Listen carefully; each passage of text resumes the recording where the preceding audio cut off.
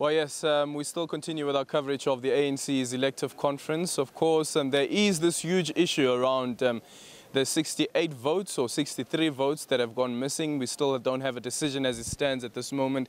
I understand that earlier on that there was confirmation that it might just head to plenary, that plenary might have to discuss this issue on what should happen going forward. We're also receiving reports that some factions have put their counsel on standby, their lawyers on standby, just in case that they might need to go to the courts to challenge the outcome of the ANC's elective conference, but quite specifically the top 6 officials.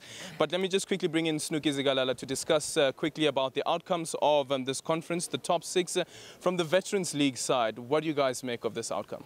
Well, in as far as we're concerned, it was a good outcome, but we are disappointed that there's only one woman. As you know, the ANC policy states it very clearly. In any positions, especially top leadership positions, it has to be 50-50 balance. But there's only one woman, and so what we as veterans have decided to do is to make sure that when it comes to other elected members of the NEC, National Executive Committee, we should put in more women. But we want women who will be able to add value to the NEC. Women are very bold, women who will make sure that they turn the corner around in terms of the ANC itself, so that the ANC becomes a credible organization again. And so we are disappointed, especially with the election of 6 people, and 5 of them are men. And so it is un-ANC.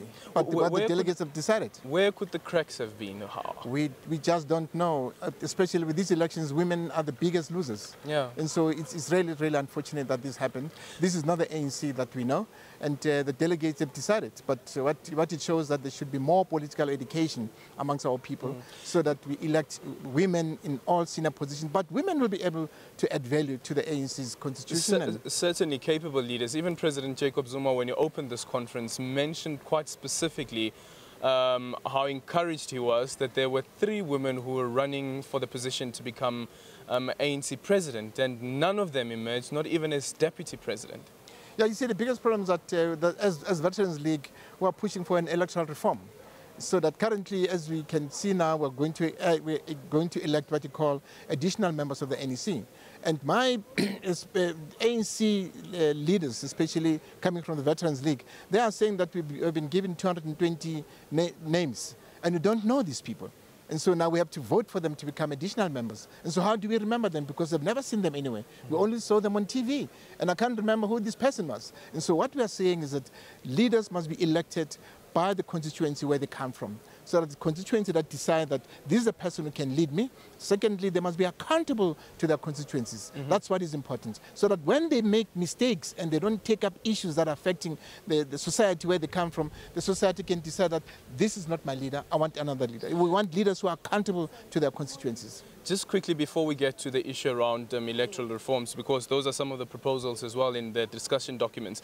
The first one, the issue that you mentioned around female representation in the NEC, does the Veterans League have a number? Because as it stands, and the resolution is 50% of the NEC should be females. Yeah. You are saying that the push should be that there should be more women instead of the 50%.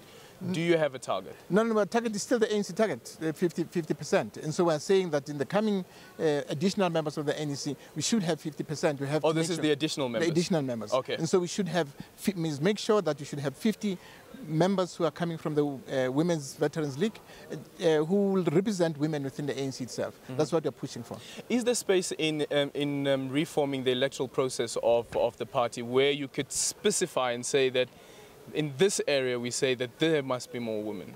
Well, the space is there. The space is there within the ANC itself, but that's why it's important to change the electoral system, so that in each and every branch, people must know that when we elect leaders, 50% of them should be women. That is cast in stone within the ANC documents, and so that needs to be... Isn't that the current procedure, that every branch, when they nominate 50-50? It's a current procedure. Okay. It's a current procedure, but it's not been implemented, which we are disappointed with. How so? I don't understand. How is it not implemented? Well, it's because you could see what the outcome here. You see, because when people voted for the top 6, they did not take into consideration the women. They only took into consideration one woman, which is unfair.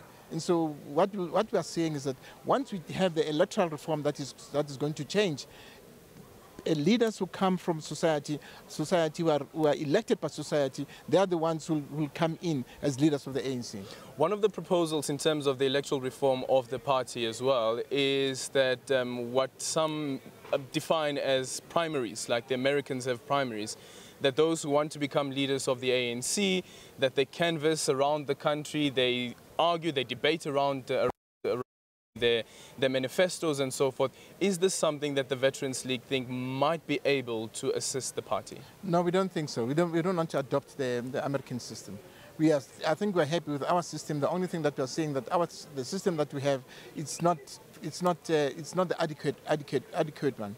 The one that is adequate is the one where we are saying the constituencies must elect leaders who come from their area, and those leaders must be accountable to that constituency. And then based on that, then we'll have full representative of members of parliament in parliament who represent the society, not representing the party. Of course, they'll belong to the ANC, but they'll also be accountable to their constituency. That's what we want. Electoral college?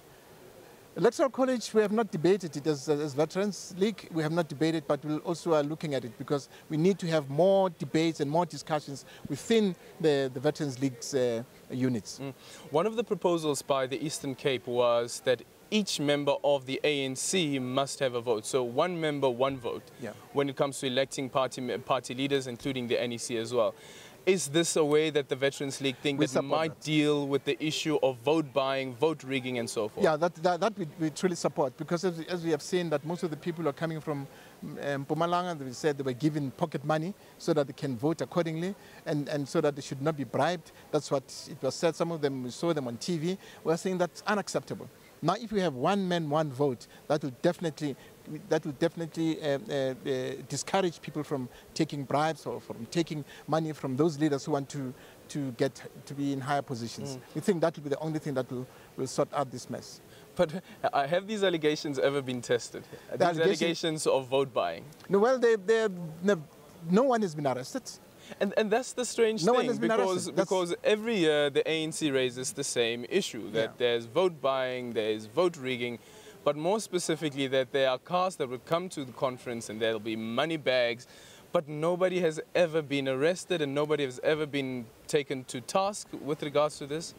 Yeah, it's true, it's true. They remain allegations. But what we are saying is that if our leadership was sincere, they could have gone to those people who were given money in Mpumalanga.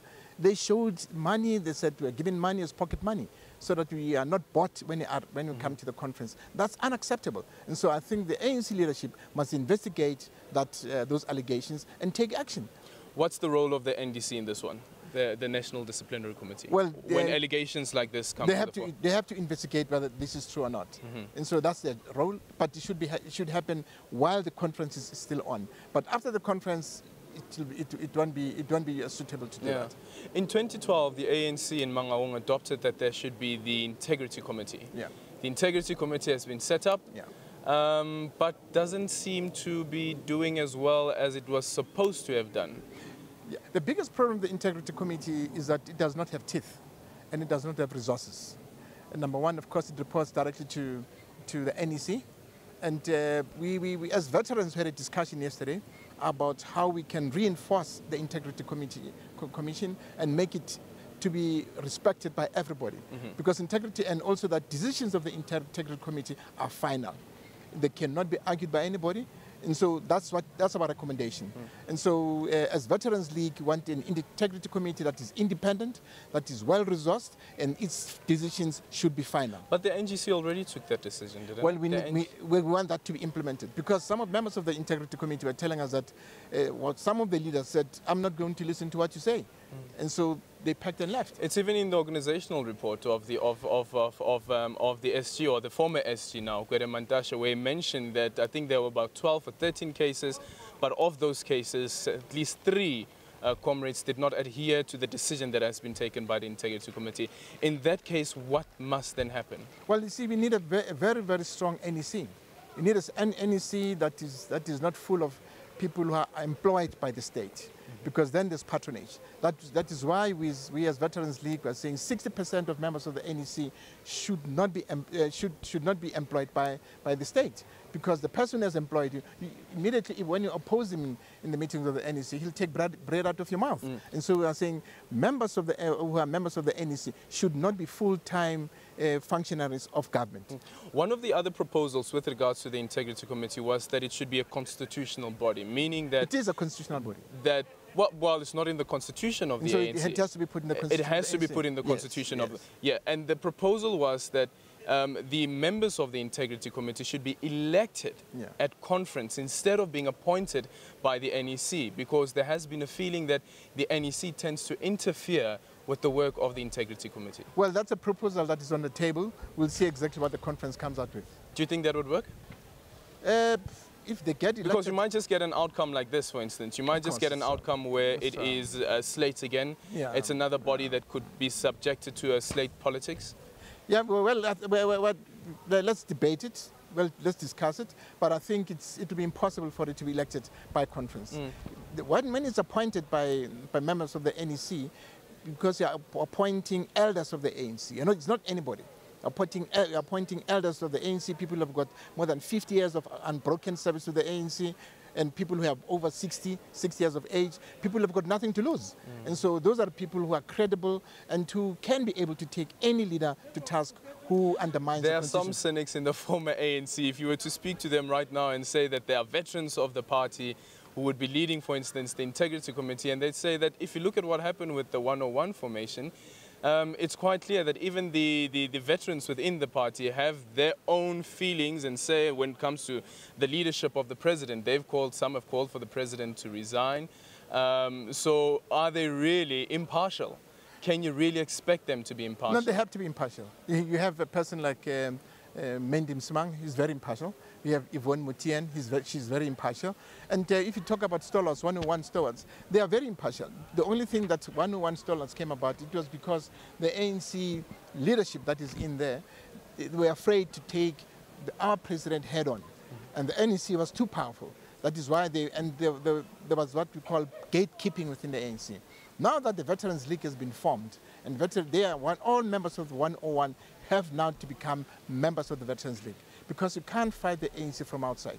You have to make sure that you bolster the ANC from within, you bring in people with critical minds and people who can be able to challenge wrong things within the ANC. People are not employed by government. The biggest problem is that when you get into these top structures, you get employed by government, then from there you depend entirely on government salary, government pegs, then it's patronage. And so that is why it's important that those who are people who are independent financially and independent psychologically.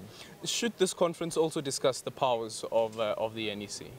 The powers of even recalling a president?